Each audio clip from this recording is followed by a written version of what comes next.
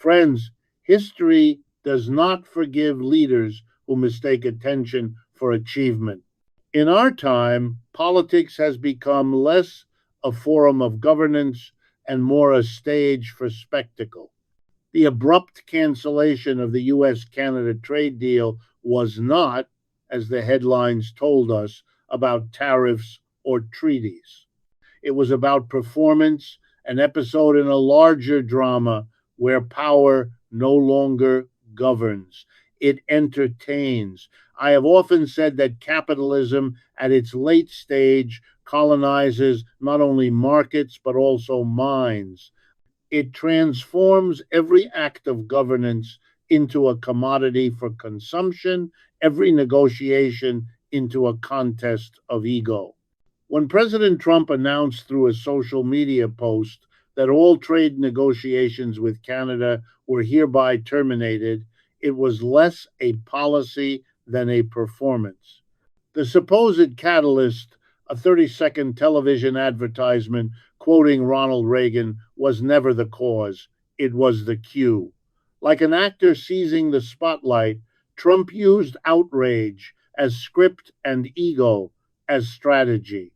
The media amplified the drama, markets shrugged, and the cycle of spectacle resumed. But this is not merely about one man's temperament, it reveals something systemic. Under neoliberal capitalism, politics must constantly generate spectacle to sustain legitimacy. Real governance, painful compromise, structural reform has little entertainment value. The attention economy demands daily conflict, and politicians, obliged by its logic, become performers rather than statesmen.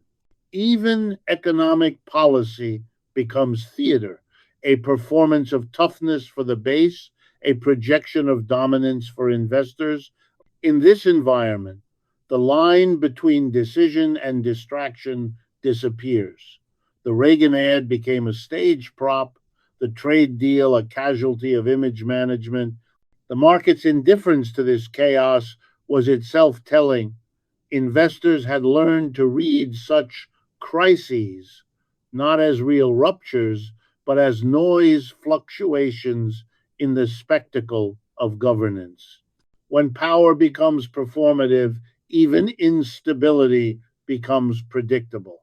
This is the tragedy of our era, a system that rewards visibility over vision, applause over achievement. The theater of power replaces the architecture of policy.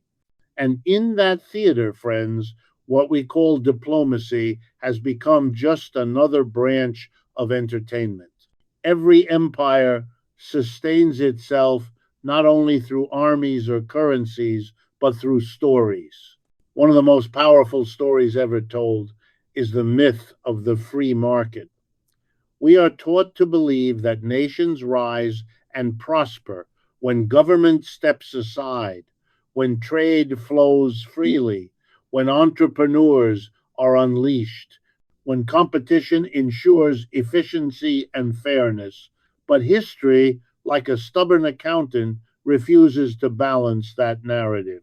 The truth is simpler and more troubling.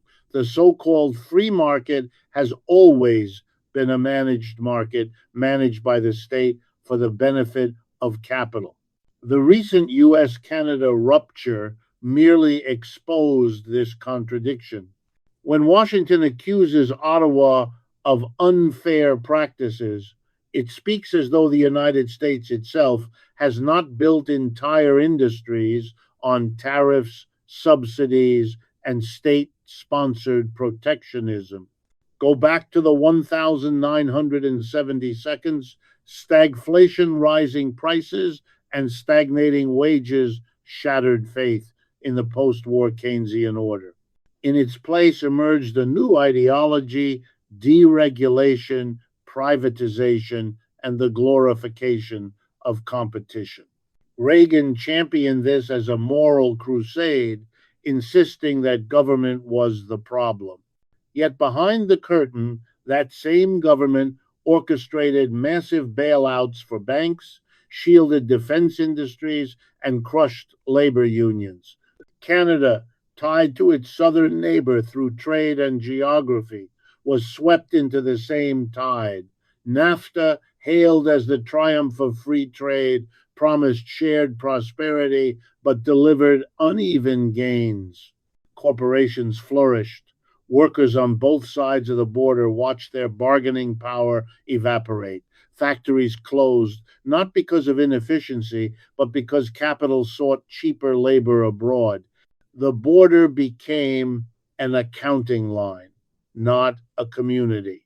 The freedom celebrated in boardrooms meant precarity for households, and the rhetoric of free trade became a moral justification for corporate mobility. Today's dispute is thus not an anomaly. It is the logical conclusion of decades of illusion. The same state that preached market freedom now weaponizes it. Tariffs, sanctions, and trade wars are simply tools to discipline partners who forget their subordinate place in the hierarchy of profit. So when leaders invoke the sanctity of the free market, we should ask free for whom? For the multinational that relocates overnight, or for the worker left behind to rebuild? In truth, free trade was never free. It was simply freedom for capital to move faster than accountability.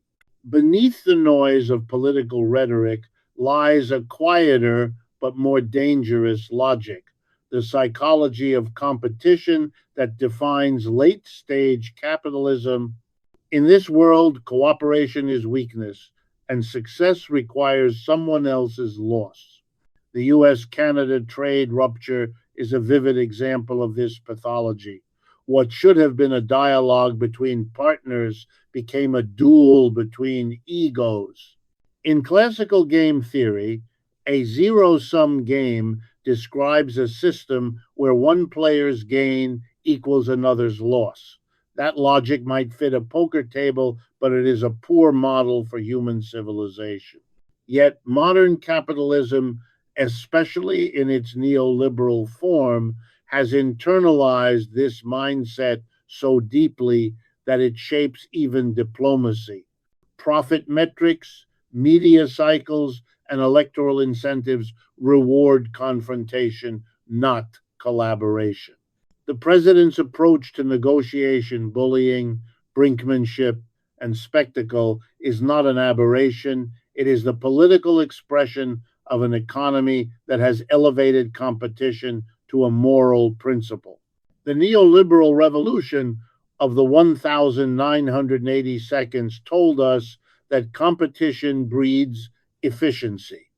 What it produced instead was anxiety, precarity, and a winner take all culture. Workers compete for wages that never rise, cities compete for corporate investment that rarely arrives, and nations compete to undercut each other's labor and tax standards. Cooperation, the very foundation of community, became something to be negotiated, not nurtured. The result is a world where solidarity is punished and dominance is the only recognized virtue. President Trump's trade posture toward Canada fits perfectly into this architecture. In his worldview, if Canada claims progress, America must be losing. The idea that both sides could benefit simply does not compute within a system wired for rivalry. This is not personal, it is systemic. When capitalism reaches maturity, it no longer produces cohesion, it produces conflict. Every institution, from the firm to the nation, is compelled to behave like a competitor in a marketplace that never closes. And so the trade table becomes a battlefield and the ally becomes an adversary. Because when the system teaches every player to win alone, even allies become enemies. If the 20th century was the age of industry, the 21st is the age of emotion. Power no longer depends solely on armies or factories, it depends on attention. In this new economy of perception, outrage has become both currency and weapon. The cancellation of the Canada trade deal demonstrated this perfectly. A flash of fury on social media substituted for months of negotiation. It was not policy, it was performance engineered to evoke anger, to dominate the screen, to drown out complexity with spectacle.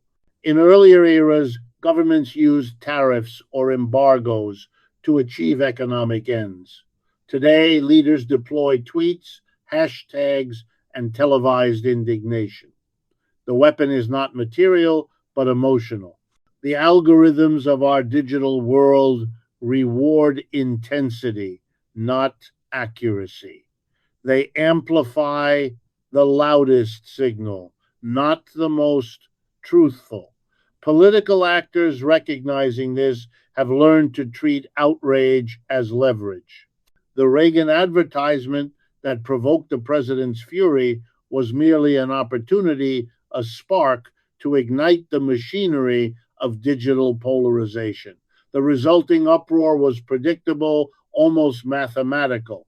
Within hours, the entire global conversation had shifted from trade terms to personal grievance. This too is systemic. Under late capitalism, every institution competes for visibility. Media organizations chase engagement metrics, politicians chase clicks, even markets respond to the emotional temperature of the day. When outrage becomes a governing instrument, reasoned policy recedes into irrelevance. The state, stripped of its capacity to plan, begins to mimic the logic of the feed, short term, reactionary, and self referential. The daily scandal replaces the 5 year plan. What is remarkable is not that the markets ignored the chaos, but that they understood it perfectly. They have been trained to distinguish signal from noise, and they have learned that in this age, noise is the signal. Policy shifts no longer move markets, emotional spectacle does. Friends, this is the new political economy, a feeling of marketplace where anger is monetized and governance is gamified. And in such a world, the market no longer reacts to truth, it reacts to noise. Beneath every political spectacle lies a quieter tremor, the sound of institutions cracking under the weight of expedience. The so called trade war with Canada was not only an act of diplomatic arrogance, it was a constitutional rupture. The president's ability to unilaterally impose tariffs, threaten allies, and terminate negotiations without congressional oversight marks a profound shift in the American system of governance. What began as an argument over steel and aluminum ended as a test of whether law still governs power or whether power now governs law. Tariffs, once tools of fiscal policy, have become instruments of political theater. Yet few pause to ask how a single individual could reshape the trade relations of an entire continent with the stroke of a pen, or more accurately, a tweet. The answer lies in decades of quiet institutional erosion. From Nixon's wage price controls in the 1,970 seconds to the emergency powers expanded under George W. Bush, after 9 over 11, executive authority has been stretched again and again under the pretext of crisis. Each expansion was justified as temporary. Each became precedent. What we are witnessing today is the culmination of that long drift, the normalization of rule by decree within an economic framework that rewards immediacy over deliberation. Late capitalism demands speed. Markets trade in milliseconds. Policies must match their tempo. Legislatures, deliberative by design, cannot compete with the velocity of capital. So the executive branch fills the vacuum not because it is wiser, but because it is faster. And in that acceleration, democracy thins. Debate is replaced by decree, consent by compliance. The tariff regime became a symbol of this new order, government as an instrument of markets rather than their moderator. The courts now struggle to define boundaries that politics has already erased. What began as temporary authority has metastasized into permanent convenience. In the end, this is not just about trade, it is about the rule of law itself. Because when law bends to profit, justice becomes a cost of doing business. The foundation of every alliance is not force, but faith. The belief that one's partner will act with consistency, restraint, and a shared sense of purpose. When that faith dissolves, no treaty, no trade pact, and no military base can hold the structure together. The US Canada rupture did not simply suspend a negotiation, it signaled the erosion of something far deeper: trust, the true currency of empire. When Canadian Prime Minister Mark Carney publicly stated that the trade risks posed by the United States were now comparable to those from China, he did more than insult an ally. He delivered an obituary. For nearly a century, Canada had anchored its identity and prosperity to the stability of the North American alliance. Its defense policy, industrial supply chains, and financial systems all presumed that America would remain a predictable, rules based partner. That assumption, painstakingly built through generations of diplomacy, collapsed in one administration's fit of capricious anger. The betrayal was not theoretical, it was lived. During the Huawei affair, Canada honored Washington's request to detain Meng Wanzhou, and in response, Beijing retaliated by imprisoning two Canadian citizens. Ottawa waited for its ally to stand beside it. Instead, it was met with silence. The message was unmistakable.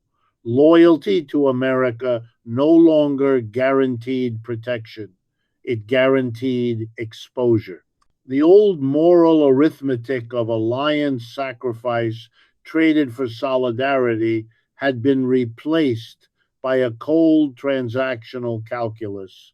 You are useful until you are not. This is how empires decline, not through invasion or rebellion, but through indifference. When friends begin to hedge their bets, when allies quietly prepare escape routes, when the word of the hegemon no longer binds, decline has already begun. The US can impose tariffs, but it cannot legislate trust.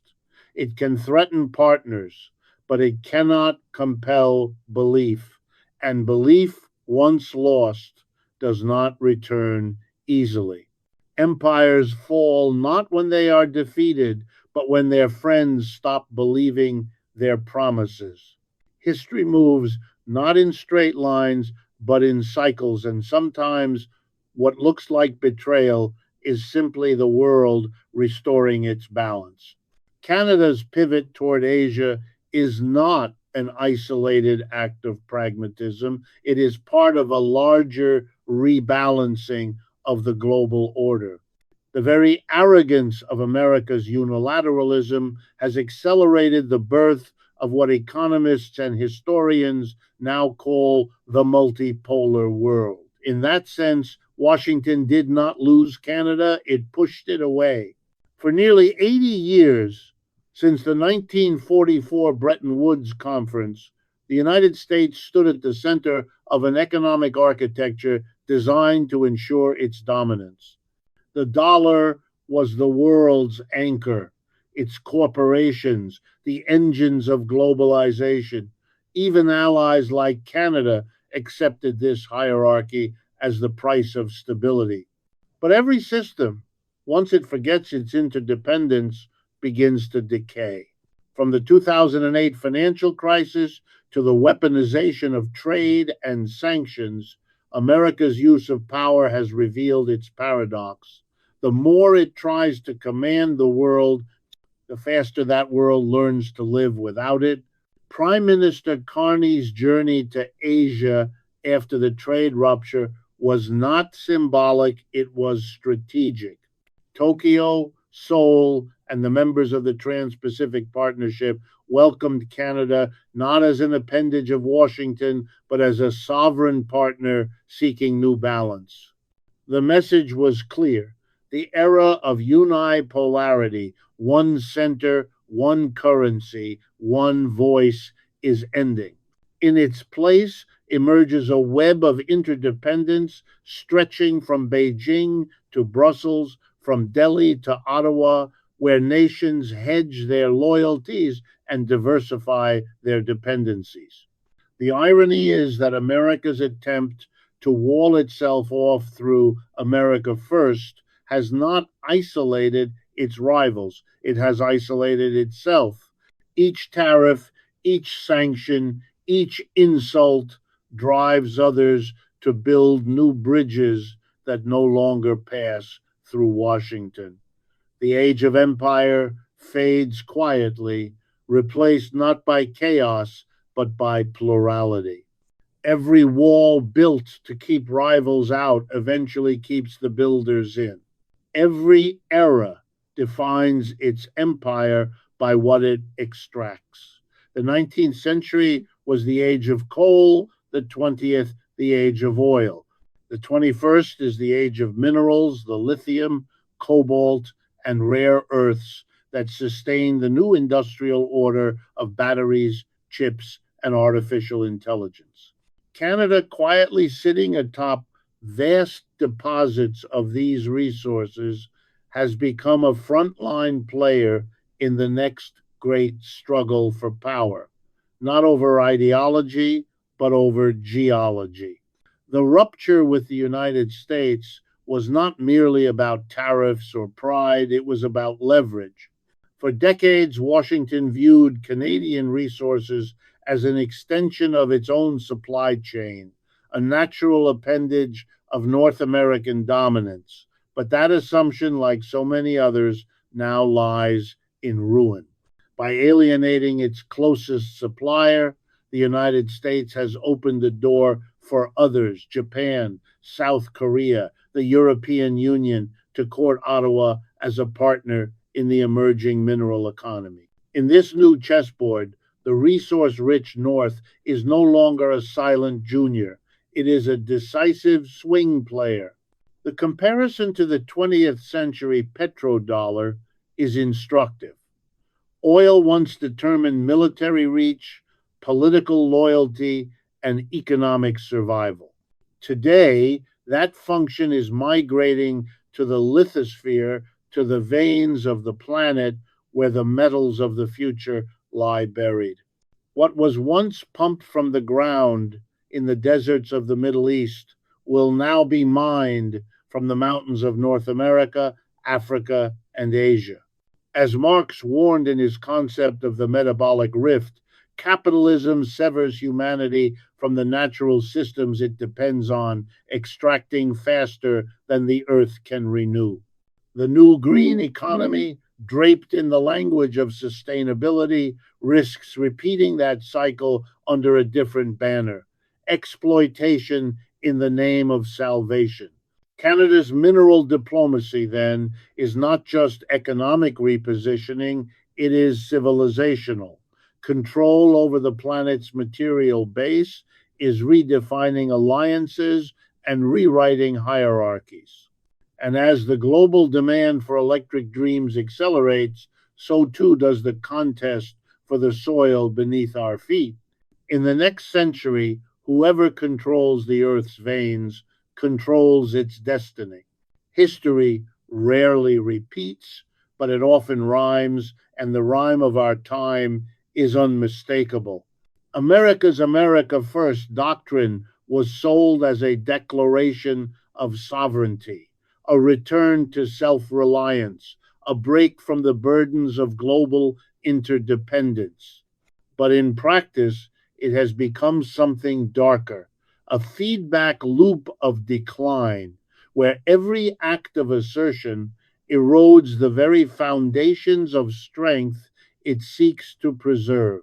By weaponizing dependence using trade, finance, and alliances as instruments of coercion, the United States has turned the web of interdependence that once sustained its empire into a noose around its own neck. In the golden age of post war capitalism, U.S. power rested not only on its military or its currency, but on trust.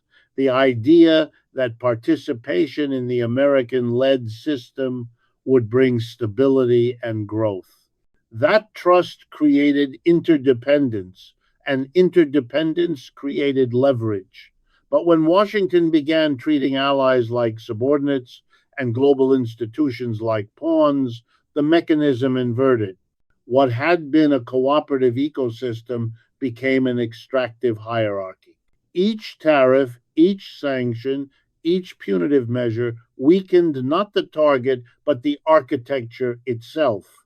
The Allies adapted, the rivals diversified, and the empire found itself increasingly shouting into an empty hall.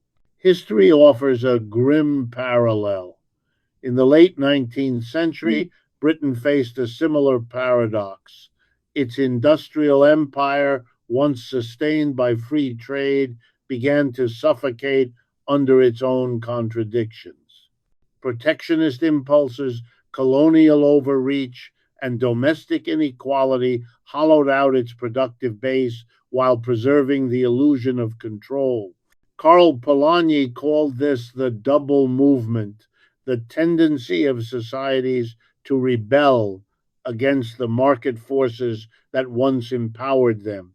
The United States today is living that second movement, resisting globalization's costs through nationalism while still addicted to the flows it condemns.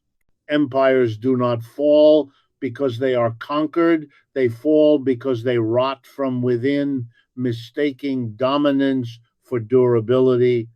The feedback loop of decline is not a sudden collapse, it is a slow structural implosion, masked by noise, deferred by spectacle, but inevitable once the logic of exploitation turns inward.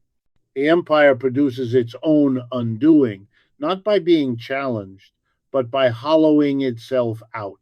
Every empire imagines itself eternal until the mirror of history forces it to see the truth. The rupture between the United States and Canada is not an isolated diplomatic quarrel. It is capitalism confronting its own reflection. It is the system revealing the cost of its hegemony. For decades, American power rested on the illusion that growth could be infinite, that influence could be enforced without consequence, and that allies would always remain within orbit. But no empire escapes the arithmetic of contradiction. What we are witnessing is not the failure of a president, it is the exhaustion of a paradigm. Marx once wrote that crises are capitalism's way of resolving its own contradictions, temporarily, violently, and incompletely. Each expansion carries within it the seed of its own undoing. The pursuit of endless profit devours the stability it depends on. Keynes, decades later, warned that markets left to themselves would oscillate between euphoria and despair, that without deliberate restraint, capitalism would eat through its foundations like a fire consuming its fuel. Today's trade wars, financial bubbles, and political paralysis are not deviations from the system, they are its logical outcomes. Even the Roman Empire, at the height of its opulence, believed that decadence was a moral failing, not a structural inevitability. Yet, as bread and spectacle replaced civic virtue, as self congratulation replaced discipline, the empire slowly suffocated under its own weight. America now faces a similar reckoning. Its wealth has become detached from its work, its leadership from its legitimacy, its rhetoric from its reality. The rupture with Canada, an ally once considered immovable, is a symptom of that detachment. The empire's instruments still function, but its music no longer resonates. The price of hegemony is not paid in battles lost, but in meanings emptied when friends turn away, when markets stop believing, when words like freedom and leadership become echoes of a past no one trusts anymore. The end of empire never announces itself with defeat, but with silence when even its allies stop listening.